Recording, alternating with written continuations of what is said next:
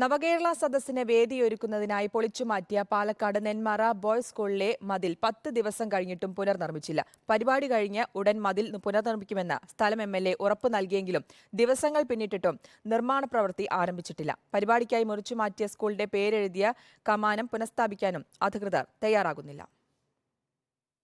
പാലക്കാട് നെന്മാറ മണ്ഡലത്തിൽ സംഘടിപ്പിച്ച നവകേരള സദസ്സിന് വേദിയായത് Nenmara government boys higher secondary സ്കൂളാണ്.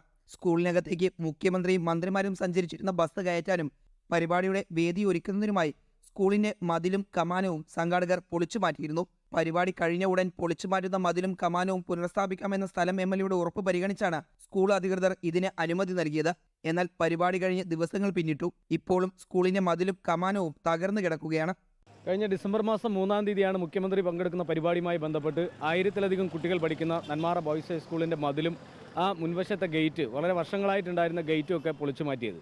മുഖ്യമന്ത്രി സഞ്ചരിച്ച ബസ് സ്കൂളിനകത്തേക്ക് കയറിയതുമില്ല, ഗേറ്റ് പൊളിച്ചു നിൽക്കുകയും ചെയ്തു. സദസ്സ് കഴിഞ്ഞാൽ ഉടനെ മതിൽ പുനർനിർമ്മിച്ച് നൽകുമെന്നാണ്. 1000-ത്തിലധികം കുട്ടികൾ പഠിക്കുന്ന അവർക്ക് സുരക്ഷയൊരുക്കേണ്ടിയിരുന്ന മതിൽ പൊളിച്ചതിലൂടെ ഇന്ന് കന്നുകാലികളും പേപ്പട്ടികളും അടക്കം സ്കൂൾ ഗ്രൗണ്ടിനകത്ത് കയറി കറങ്ങി നടക്കുന്ന ഒരു സ്ഥിതിയാണ് നമുക്ക് കാണാൻ വേണ്ടി കഴിയുന്നത്.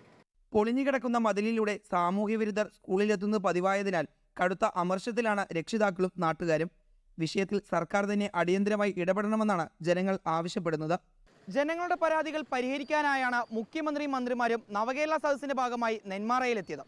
പരിപാടി കഴിഞ്ഞ ദിവസങ്ങൾ കഴിഞ്ഞു.